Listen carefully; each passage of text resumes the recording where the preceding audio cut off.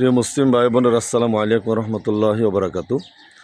আজকে আমি এমন একটি জায়গায় দাঁড়িয়েছি যে ঢাকা পশ্চিম আগারগাঁও বিশাল বিশাল বিল্ডিং এখানে স্থাপিত করা হয়েছে।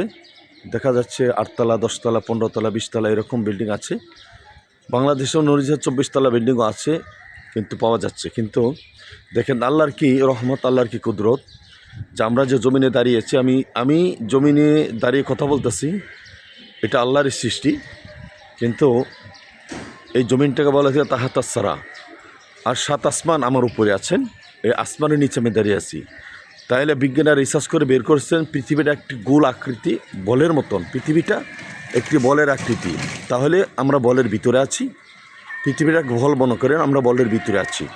তাহলে তাই যদি হয়, অসংখ্য কোটি কোটি লক্ষ লক্ষ বিল্ডিং এই জমিনে স্থাপিত হচ্ছে, কিন্তু তাদের লুট, তাদের ওজন যে কত, এগুলি আল্লাহ রাব্বুল আলামিন এটা উপলব্ধি করতে পারতেছেন, এগুলি নির্ণয় করা যাবে না। তবে দেখেন কিছুদিন পরে একটি ভূমিকম্প হয়েছে, আমাদের পৃথিবীতে একটি লাড়া দিয়েছেন, অসংখ্য বিল্ডিং ধসে পড়ে গেছেন। কারণ এই জমিনটা লড়ে গেছেন, লাড়া দিয়েছেন, এটির আল্লাহর একটি বিধান। কারণ এগুলো আমরা উপলব্ধি করলে আমরা বুঝতে পারবো যে আল্লাহ কি মহান, আল্লাহ কি মহান, আমাদের প্রতি কত এহসান করেছেন। এর মতো হতে পারতো পৃথিবীটা ধ্বংস হয়ে যেতে পারতো, কেমত হয়ে যেতে পারতো। যখন কেমত হবে তখন এই পৃথিবীটা এবার নিচের দিকে ধসে পড়ে যাবে, আসমানটার উপর দিকে খসে পড়ে যাবে। ভাইয়ার আমার বন্ধুগণ আমার, আপনারা আল্লাহর সৃষ্টিকে নিয়ে বেশি বেশি চিন্তা ভাবনা করবেন, গবেষণা করবেন।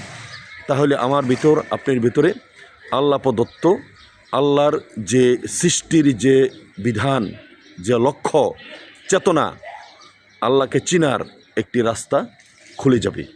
ভাই বন্ধুগণ, আপনারা যে যেখান থেকে আমার কথাগুলি শুনতে পারতেছেন, এই কথাগুলি চিন্তা ভাবনা করে আপনারা আল্লাহকে শক্তিশালীভাবে, আল্লাহকে মহানভাবে, আল্লাহকে এই পৃথিবীর জমিনে সৃষ্টির এই স্রষ্টাভাবে আমরা এই পৃথিবীর জমিনে আল্লাহ রাব্বুল আলামিনের দাসত্ব করব। আল্লাহ রাব্বুল আলামিনের নৈকট্য লাভ করার জন্য তার সৃষ্টিকে নিয়ে গবেষণা করব।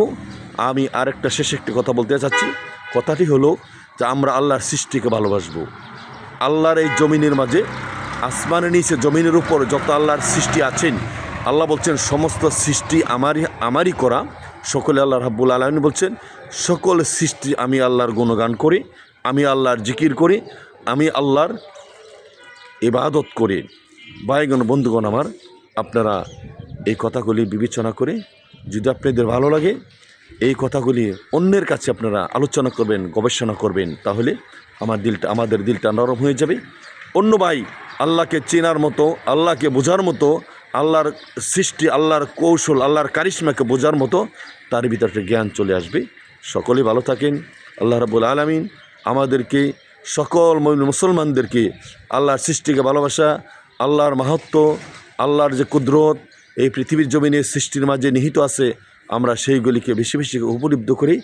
আল্লাহকে চিনা, আল্লাহ রাসূলকে চিনা আমাদের সকল মুমিন মুসলমানদেরকে আল্লাহ তৌফিক দান করে বলেন আমিন। সকলে ভালো থাকেন। পরবর্তী আবারে দেখা হবে ফেসবুকে। আসসালামু আলাইকুম ওয়া রাহমাতুল্লাহি ওয়া বারাকাতুহু।